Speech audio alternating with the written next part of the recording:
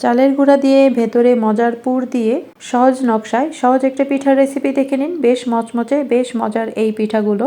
তো এখানে আধা কাপ পানি, লবণ, পানিটা যখন বলক আসবে তারপর আধা কাপ চালের গুঁড়া দিয়ে চুলার জালটা একেবারে লতি করে মিশিয়ে নেব। তারপর গরম চুলায় ঢাকনা দিয়ে ঢেকে কিছুক্ষণ বসিয়ে রাখবো। এবার পুরের জন্য নিয়ে নিলাম কুড়ানো নারকেল, সাথে দিয়ে দেব খেজুরের গুড়, একসাথে মিশিয়ে নেব।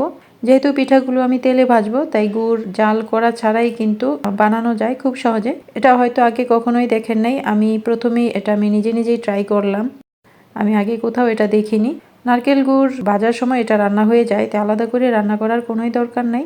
চালের গুঁড়াটা ভালো করে হাতে মথে এবার যতগুলো পিঠা বানাবো সাইজ অনুযায়ী আমি ভাগ করে নিয়েছি। এবার হাতে বেলাবেলির ঝামেলা নেই, আমি হাতে এভাবে গোল বাটির মতো করে ভেতরে পরিমাণ মতো পুর দিয়ে সাইডগুলো ভালো করে আটকে নেব। সাইডগুলো ভালো করে আটকে নিতে হবে, তা না হলে পিঠা যখন তেলে দেবেন এটা ফুলে ভেতর থেকে নারকেলের পুর বের হয়ে যায়, তেলও নষ্ট হয়, পিঠাও কালচে হয়ে যায়।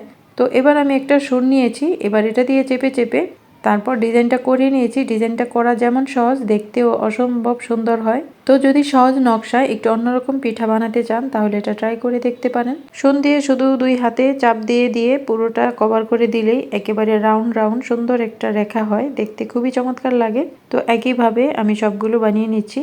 যেমন ঝটপট বানানো যায় তেমন সুন্দর এই ডিজাইনটা, দেখতে চমৎকার লাগে। তো সিম্পল পিঠা তো সবসময় বানানি, তো একটু ডিজাইন করে দিলে সাধারণ পিঠাটাও একটু অসাধারণ হয়ে ওঠে। আর একটু ডিজাইন থাকলে সবাই যেমন সুন্দর পছন্দ করে খাবে আর দেখতেও ভালো লাগবে। গরম তেলে ভেজে নেব। তেলটা গরম হলে পিঠাগুলো দিয়ে একেবারে লাল লাল করে ভেজে তারপর তেল থেকে তুলে নেব। আর পিঠাগুলো এত মুচমুচে, দেখুন কতটা ক্রিস্পি। যেহেতু চালের গুঁড়া মুচমুচে তো হবেই, আর ভেতরে যে কাঁচা নারিকেল আর গুড় মাখিয়ে বানিয়েছি সেটার বোঝার কোনো উপায় নাই। দেখুন মনে হচ্ছে যেন নারকেলের পুরটা আগে থেকেই জাল করে রাখা। তেলে ভাজার সময় এটা রান্না হয়ে যায়, আলাদা করে আর কষ্ট করে জাল করতে হয় না। তো এই সহজ পদ্ধতিতে সহজ পিঠাটা বানিয়ে নিতে পারেন। আর এই সহজ পিঠাটা যখন খাওয়া শুরু করবেন এতটাই মজা, কখন যে প্লেট খালি হয়ে যাবে টেরই পাবেন না। ভালো থাকুন, সহজ রেসিপি দেখতে সাথেই থাকুন। আল্লাহ হাফেজ।